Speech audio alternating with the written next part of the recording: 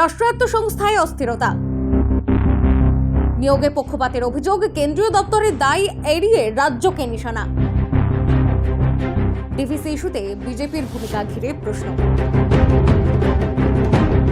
আসল ইস্যু দুর্নীতি না রাজনৈতিক নাটক? শিল্পাঞ্চলের গুরুত্বপূর্ণ কেন্দ্র দামোদর ভ্যালি কর্পোরেশনের অধীন ডিটিপিএস এর গেটের সামনে সোমবার সকালে বিক্ষোভে সামিল হয় বিজেপি নেতৃত্ব। অভিযোগ, এক শ্রেণীর আধিকারিক দুর্নীতির সঙ্গে যুক্ত, নিয়োগে চলছে পক্ষপাতিত্ব। কিন্তু প্রশ্ন উঠছে, এই অভিযোগের ভিত্তি কোথায়? বিক্ষোভ চলাকালীন নিরাপত্তা রক্ষীদের সঙ্গে বচসার ঘটনাও ঘটে। জেলা বিজেপির মুখপাত্র সুমন্ত মণ্ডলের নেতৃত্বে কর্মসূচি ঘিরে উত্তেজনা ছড়ায় এলাকায়। আন্দোলনকারীদের দাবি, তাদের সংগঠনের কর্মীদের কাজ না দিয়ে নির্বাচিতভাবে অন্যদের নিয়োগ করা হচ্ছে। তৃণমূল ডিভিসি লোকাল ম্যানেজমেন্টের সঙ্গে আতাত করে শুধুমাত্র তাদেরকেই কাজের ব্যবস্থা করে দিচ্ছে যারা তৃণমূল দলটা করে, কিন্তু গ্রামের সাধারণ ছেলেমেয়েরা এবং সাধারণ যারা মানুষেরা রয়েছে তারা কিন্তু কোনো কাজের সুযোগ কিন্তু পাচ্ছে না। এর ফলে ডিভিসি ম্যানেজমেন্ট কোথাও না কোথাও তৃণমূলকে একটা ব্যাকডোর দিয়ে সাপোর্ট করছে বলে আমরা মনে করছি। আমরা এই বিষয় নিয়ে আমরা ডিভিসি চেয়ারম্যান এবং পাওয়ার মিনিস্ট্রিকে জানাবো যে ডিভিসি সেন্ট্রাল গভর্নমেন্টের প্ল্যান হওয়া সত্ত্বেও এখানে সাধারণ মানুষকে এবং অন্যান্য ইউনিয়নগুলোকে কোনো কাজের ব্যবস্থা বা সুযোগ করে দিচ্ছে না, শুধুমাত্র তৃণমূলের ইউনিয়নকেই শুধুমাত্র কাজের জন্য সুযোগ করে দিচ্ছে। এটা একটা আসনি সংকেত কর্মক্ষেত্রে এবং শ্রমিকদের জন্য। আগামী দিন এই যদি আতাত বন্ধ না হয় তাহলে সম্পূর্ণ সাধারণ মানুষরা এই ডিভিসির গেটে আরও বৃহত্তর আন্দোলন গড়ে তুলবে।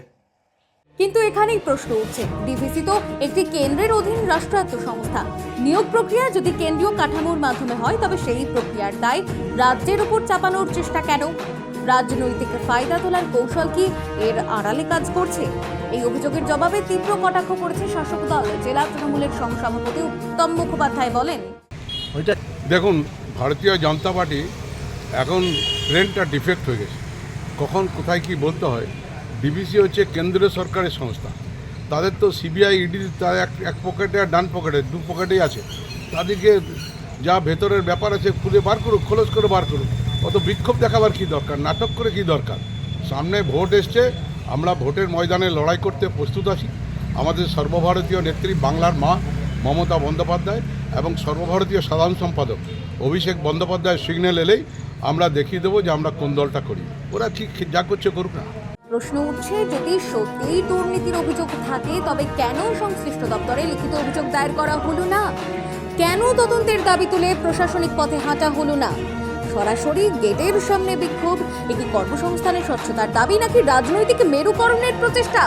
শিল্পাঞ্চল দুর্গাপুর দীর্ঘদিন ধরে কর্মসংস্থান ও উৎপাদনের প্রশ্নে সংবেদনশীল। সেখানে অস্থিরতার বার্তা কি বিনিয়োগ ও কর্মপরিবেশের পক্ষে শুভ?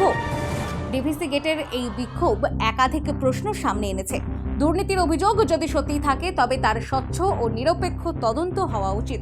কিন্তু কেন্দ্রীয় সংস্থার বিরুদ্ধে বিক্ষোভ দেখিয়ে রাজ্য সরকারকে কাঠগড়ায় দাঁড় করানো, এতে রাজনৈতিক উদ্দেশ্যেরই গন্ধই প্রবল। নির্বাচনের আগে শিল্পাঞ্চলে উত্তাপ বাড়িয়ে বাস্তব সমস্যার সমাধান হয় না, বরং সাধারণ শ্রমিক ও কর্মসংস্থানের পরিবেশই ক্ষতিগ্রস্ত হয়। এখন দেখার, অভিযোগ প্রমাণের পথে এগোয় নাকি এই ইস্যু শুধুই নির্বাচনী মঞ্চে সীমাবদ্ধ থাকে। দুর্গাপুর থেকে বিধানচন্দ্র গাঙ্গুলির রিপোর্ট, বঙ্গলিপুর।